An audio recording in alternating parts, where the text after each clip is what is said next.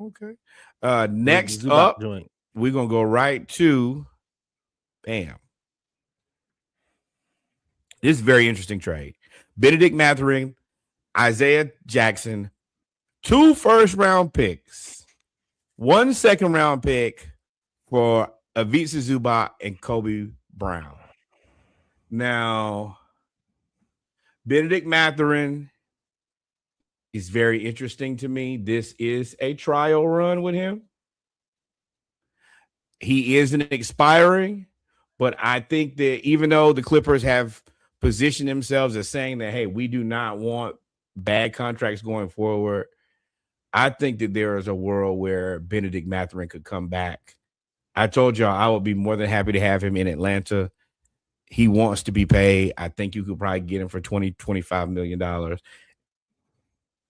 And I want to say, if you got Darius Garland healthy at the 1, Benedict Mathurin healthy at the 2, Kawhi Leonard healthy at the 3, John Collins healthy at the 4, and they have the first-round pick that they got from the Indiana Pacers, which I think that's the trade that they stole from the Pelicans, if I remember correctly, last year, right before the finals. That first-round pick is protected 1-4 and 10-30.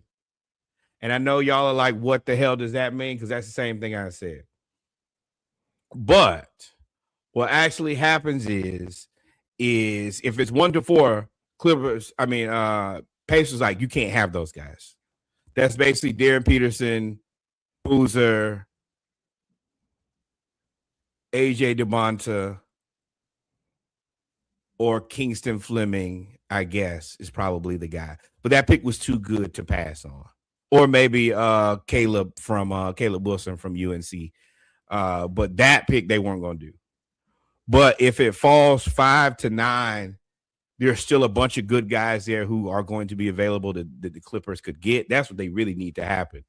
And then if it falls 10-30, they were like, we out.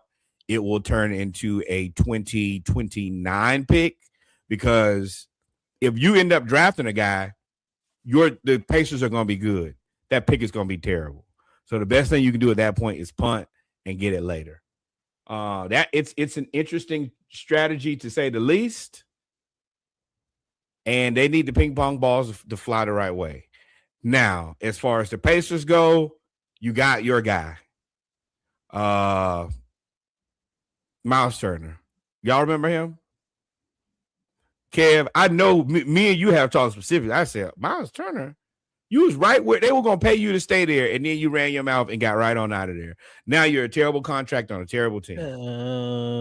They weren't going to pay him what Milwaukee was going to pay him, were they? No, but he's not going to play any competitive basketball either.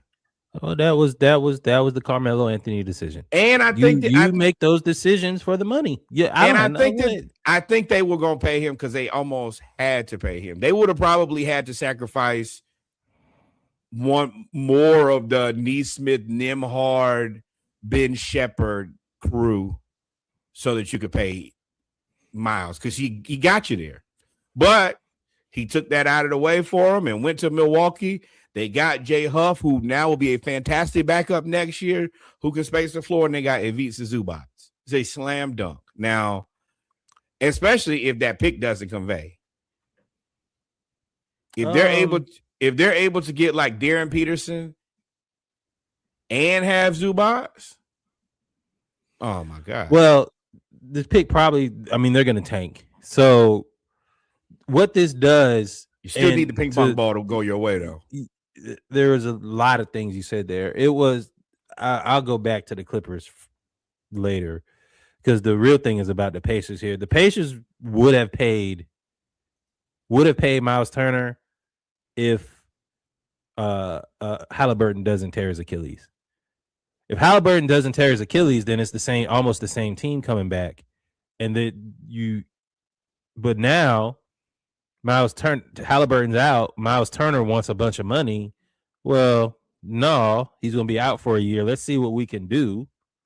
And this is a generational draft coming up. So what we're going to do is see if we can then move our way up. by getting Zubac, you get the Pacers without Miles Turner were in the same position as the Hawks. They needed a big dude. They needed size. They needed size and weight in the paint. And by getting Zubac, who is a good rebounder, he can finish at the rim with both hands. He is really, really good offensively. That gives him all-star level big. That gives you the inside offensive scoring that they really were desperately missing against the Thunder. And they went to game 7. So now Halliburton comes back healthy. Zubac is here. You do lose Benedict Mathurin, but again, you got Nesmith, Ben Shepherd's hitting threes. You have other players, and then you still have that pick to subsidize losing Mathurin. I'm fine with it. And that, like you said, that second round pick for the Clippers ain't gonna be great anyway, because you expect Indiana to be a top 4 team next year. So depending on what else happens, but as presently constructed. So this is great for them. I don't know who Kobe Brown is. I don't know if that was just a throw in. I don't really know. I like Isaiah Jackson. Isaiah Jackson is a very underrated role playing big. He hustles. He's a rim protector, and he don't shoot. He just dunk. So if that's what you need, that's what you need. I don't see what the Clippers are gonna. I see the Clippers getting younger. So if you talk about the Clippers, they've added your boy from Cleveland, Darius Garland, and his dead toe. Then you got Benedict Mathurin. That's not a bad 1-2. And Kawhi is having the best year in his Clippers tenure. All-star level basketball this year. So you're surrounding Kawhi, which is what they basically are doing. They're surrounding Kawhi with a bunch of young players to be able to try to make a run next year. While that's good in discussion, it's the Clippers. You're going to have to show me.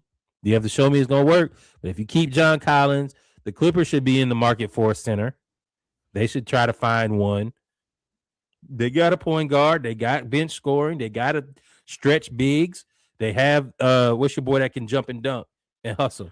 Deshaun Marion type. Jones Jr. The Jones thing that Jr. the Clippers trying to do, Clippers are not taking any bad contracts.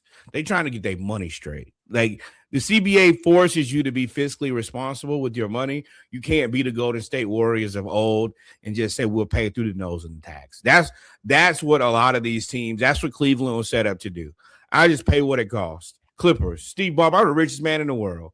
What is money to me? Say it's a vehicle to do whatever I want to. Clearly, but with the way that the CBA is set up, you can't do that anymore. So you have to actually fix your books in a way that you can still be a viable team.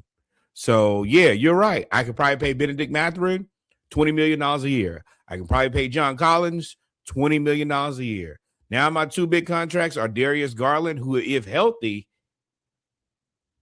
is going to be a decent contract. He's a decent contract at $40 million if he's healthy. He's an all-star level basketball player.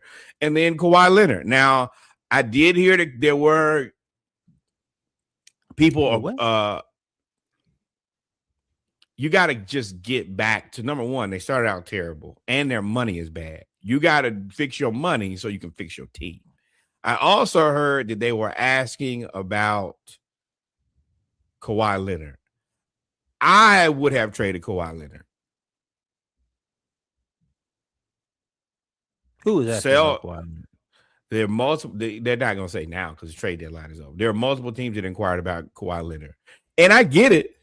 He's playing great basketball, and especially the way that things are kind of shaking out now with OKC looking way more reasonable as a basketball team, and then also the floor rising on the Spurs. Yeah, I could very well see, hey man, if I get Kawhi, I could possibly get into this. Yeah. One, Darius Garland probably won't make another all-star in the West. I don't see that happening. And then 2, so that's a lot of money for a non-all-star. $40 million is reasonable. Cool. 2,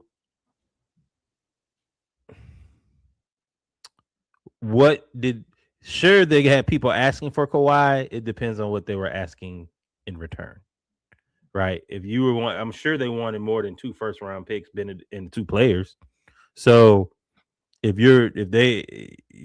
don't know if a team with the second apron, with all that money, also with the scandal looming over that, all of that stuff, I don't know if a team would be willing to pay all of that for Kawhi. I think that the biggest thing if that's the truth, then Milwaukee should have been there.